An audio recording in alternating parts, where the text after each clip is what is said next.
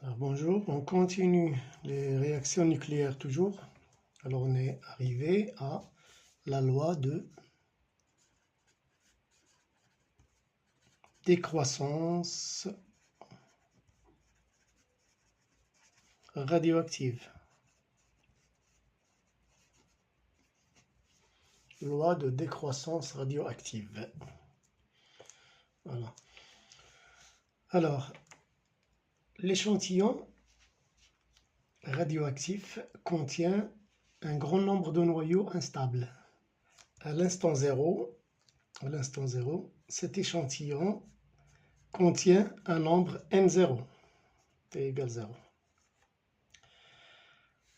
Après une durée delta t, cet échantillon contient un nombre n restant, qui est évidemment inférieur à n0, puisqu'il y a eu des intégrations, et ceci à l'instant t plus delta t. Alors, pendant la durée delta t,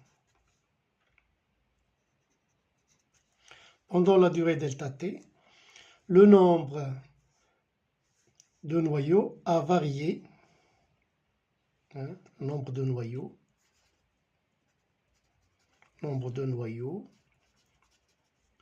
a varié de combien? Il a varié de delta n, qui est égal à n moins n0, et qui est négative dans ce cas, puisque n, il y a une diminution. Voilà. Alors, cette variation delta n, elle est proportionnelle, delta n, elle est proportionnelle au nombre n de noyaux qui restent à l'instant t, plus delta t, et proportionnelle aussi à cette durée delta t qui s'est écoulée entre l'instant 0, début de la désintégration, et l'instant t plus delta t considéré.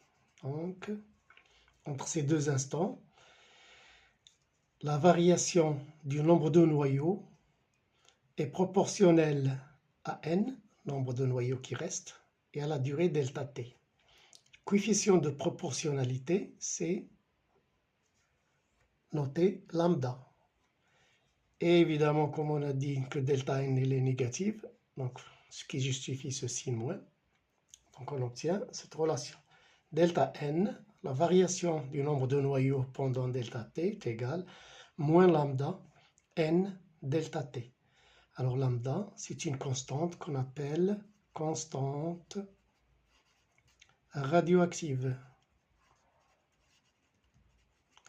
Il dépend de la nature du noyau désintégré. Il est exprimé en seconde moins 1. Donc 1 sur lambda, l'inverse de lambda, aura une dimension de temps qu'on note taux et qu'on appelle constante de temps.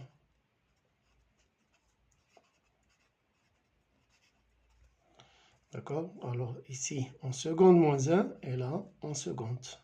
Constante de temps, taux, c'est 1 sur lambda. Alors laissons ça de côté et continuons sur cette relation-là. Alors, lorsque la durée delta t tend vers 0, quand delta t tend vers 0, la variation delta n devient très petite, que l'on note dn, qui est égal à moins lambda n dt, puisque cette durée devient très petite aussi. Donc on obtient dn égale moins lambda n dt, où dn sur dt égale moins lambda n, où dn sur dt plus lambda n égale 0. Alors ceci, c'est une équation différentielle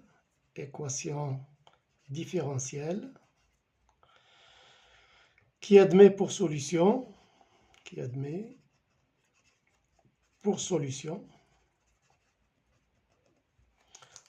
alors une fonction de la forme n de t égale une constante alpha que l'on va déterminer par la suite, exponentielle moins lambda t. Alors, voici la forme de la solution de cette équation différentielle. Voilà, alors déterminons alpha. À l'instant 0, nous avons n t égale 0, c'est n0. C'est égal à alpha exponentielle moins lambda, et on remplace t par 0 fois 0. C'est-à-dire n0 égale à alpha. Ceci, e puissance 0, c'est 1. D'accord? Donc n0, c'est alpha. Finalement, n de t, c'est égal à n0, nombre de noyaux initial, exponentielle moins lambda t. Voilà l'expression de la loi de décroissance radioactive. D'accord? Bien. Alors, activité radioactive. Activité radioactive. Radioactive. Voilà. Alors, définition de cette activité. On définit l'activité d'un échantillon radioactif par la quantité. A comme activité, c'est moins dn sur dt, la dérivée du nombre de noyaux par rapport au temps. Alors,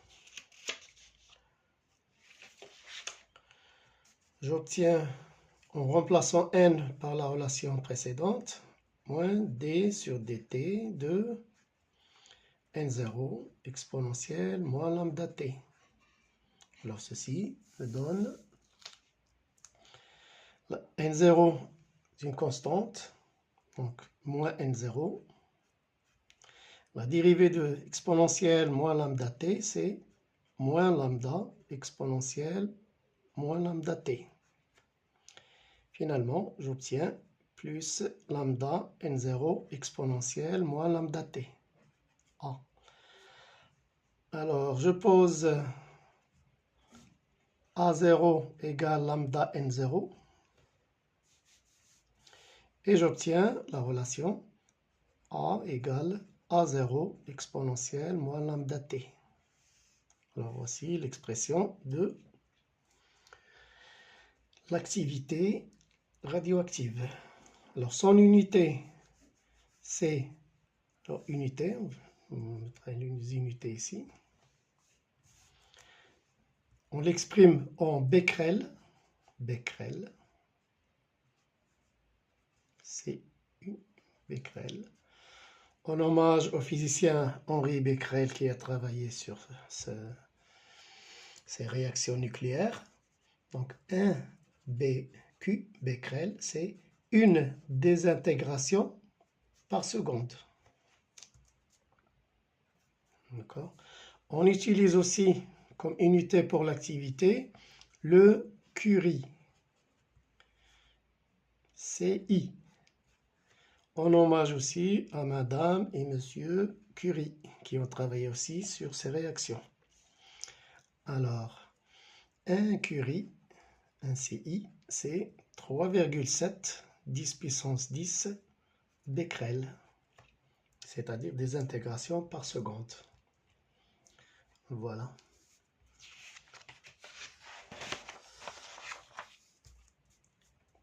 Alors, on va parler aussi de ce qu'on appelle demi-vie.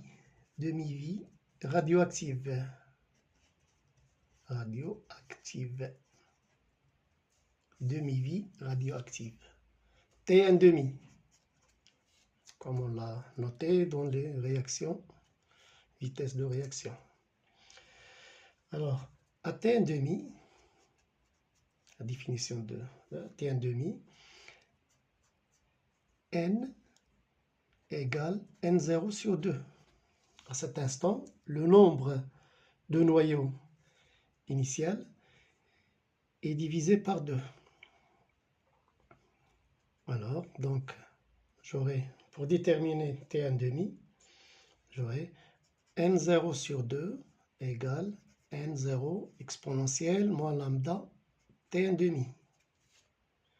Alors, je simplifie par N0, il me reste 1,5 égale exponentielle de moins lambda T1,5, ln, log népérien de 1,5 égale ln de exponentielle moins lambda T1,5. D'accord? Alors, ln de 1,5, c'est moins ln de 2, et ln de l'exponentielle, c'est cette quantité-là qui est moins lambda T1,5. C'est-à-dire T1,5 égale, le moins 120, c'est ln de 2 sur lambda. À peu près 0,69 sur lambda. Voilà.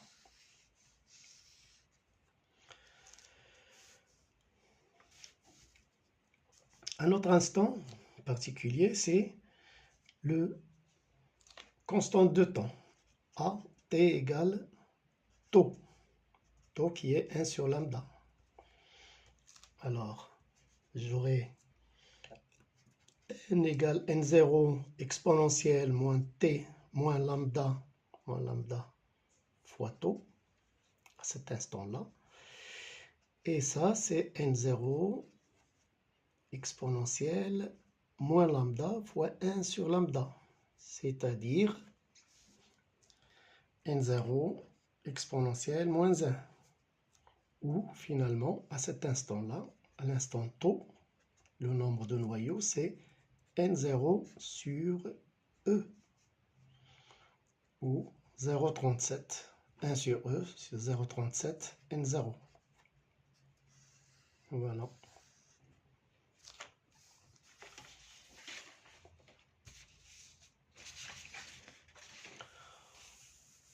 On peut résumer tout ça dans un diagramme, comme ceci.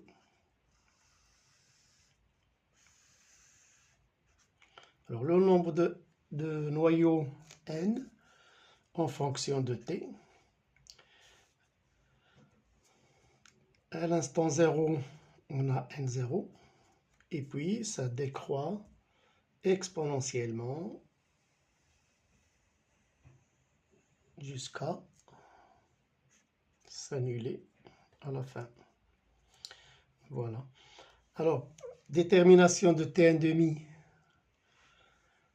graphiquement, nous avons dit qu'à l'instant T1,5, nous avons n égale n0 sur 2. Alors, n0 c'est là, la moitié c'est là, n0 sur 2.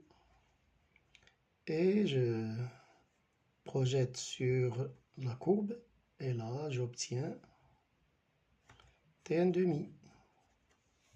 Voilà.